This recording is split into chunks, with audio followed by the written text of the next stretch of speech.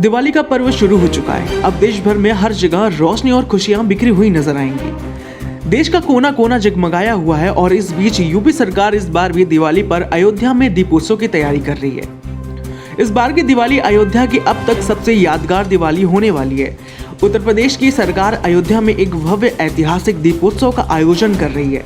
इस दीपोत्सव का आयोजन 11 नवंबर को होने वाला है, जिसमें 24 लाख दीपक जलाए जाएंगे, जो एक रिकॉर्ड कामयाबी के साथ होगा। दीपोत्सव के तहत अयोध्या के विभिन्न घाटों पर दीपों की तैयारी की जा रही है, जिसमें राम की पौड़ी और चौधरी चरण सिंह घाट भी शामिल है। इसके साथ ही पूरे शहर को दीपावली के मौके पर शानदार तरीके से सजाया गया है। दीपोत्सव के दौरान लेजर शो की भी तैयारी हो रही है, जिसके माध्यम से भगवान राम के जीवन की झांकी प्रस्तुत की जाएगी। इस दीपोत्सव की विशेषता यह है कि इसमें ज्यादा से ज्यादा लोगों को जोड़ने का प्रयास किया जा रहा है और विदेशी कलाकारों की रामलीला भी होगी। इसके साथ ही देश के 21 प्रदेशों की रामलीला और रामायण परंपरा पर आधारित लोक प्रस्तुतियों का भी आयोजन किया जा रहा है, जिसमें लगभग 2500 कलाकार शामिल हैं। यह दीपोत्सव अयोध्या में भगवान श्री राम के मंदिर के निर्माण के साथ हो रहा है, जो 22 जनवरी 2024 को पूरा होने की तैयारी में है। अगली खबर, विदेशी मंत्री एस जयशंकर और अमेरिका के विदेश मंत्री एंटनी ब्लिंकन ने 2+2 मंत्री स्तरीय वार्ता से पहले शुक्रवार सुबह बातचीत की। ब्लिंकन और अमेरिका के रक्षा मंत्री लॉयड ऑस्टिन विदेश और रक्षा मंत्री स्तरीय वार्ता में हिस्सा लेने के लिए दिल्ली में हैं। इस वार्ता का उद्देश्य गहन रणनीति सहयोग के लिए भारत और अमेरिका के संबंधों के भविष्य के खाके को आगे बढ़ाने हैं। वार्ता में भारतीय प्रतिनिधि मंडल का नेतृत्व रक्षा मंत्री राजनाथ सिंह और जयशंकर करेंगे। रक्षा मंत्रालय ने कहा कि 2+2 वार्ता और राजनाथ एवं ऑस्टिन के बीच होने वाली द्विपक्षीय बैठक में रणनीति, रक्षा तथा प्रौद्योगिकी संबंधी कई मुद्दों पर चर्चा होने की उम्मीद है।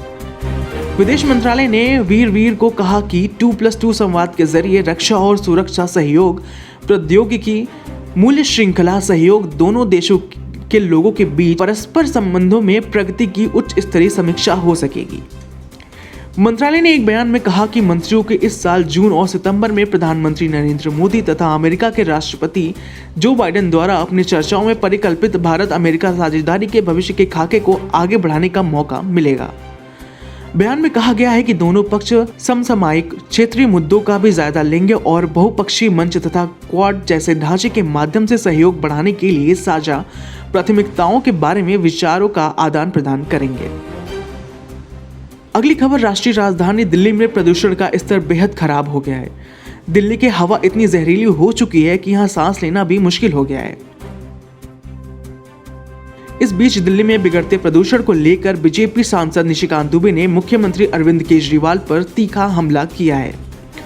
दुबे ने शुक्रवार को कहा कि दिल्ली की जनता देश में न्याय का सर्वोच्च कार्यालय और यहां तक सर्वशक्तिमान भी जहर जैसी हवा के लिए उनके खिलाफ हो गए हैं। बीजेपी सांसद निशिकांत दुबे ने एक्स पर अपने आधिकारिक हैंडल पर पोस्ट करते हुए लिखा, क्या लोगों और सुप्रीम कोर्ट के बाद भगवान भी अरविंद केजरीवाल के खिलाफ हो गए हैं? दिल्ली में हवा, पानी और जीवन को जहरीला बनाने के लिए हर कोई उनसे नाराज और परेशान है। शुक्र है सर्वशक्तिमान ने आज दिल्ली को कुछ बारिश का आशीर्वाद दिया।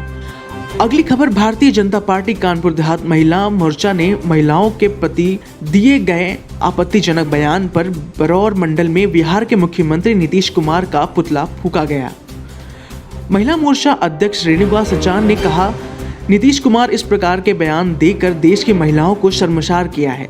हमारे देश में जहां नारी की पूजा होती है, उन्हें माता मानकर पूजा जाता है, ऐसे देश में बिहार के मुख्यमंत्री नीतीश कुमार ने किस प्रकार के आपत्तिजनक बयान देकर अपनी ओछी मानसिकता का परिचय दिया है।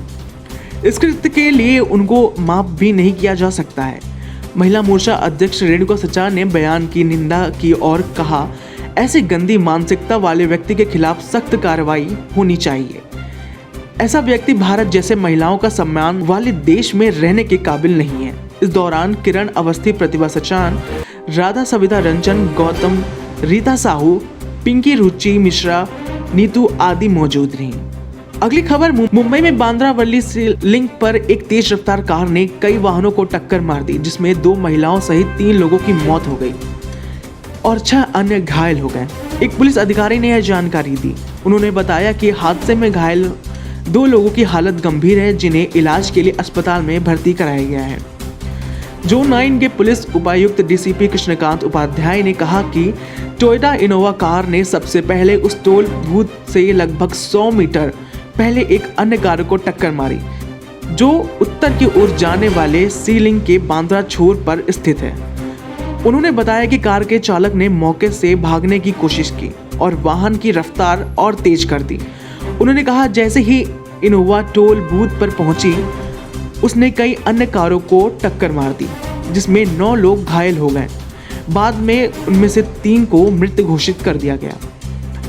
उपाध्याय ने बताया कि कार के चालक समेत 6 घायलों का इलाज किया जा रहा है और इनमें से 2 की हालत गंभीर है। उन्होंने बताया कि सी लिंक पर हुए इस हादसे में इनोवा के अलावा 5 और वाहन शामिल थे। उपाध्याय के अनुसार हादसे के समय इनोवा में चालक समेत 7 लोग सवार थे। उन्होंने बताया कि प्रारंभिक सूचना के आधार पर इनोवा के चालक के खिलाफ मामला दर्ज कर आगे की जांच की जा रही है। धन्यवाद।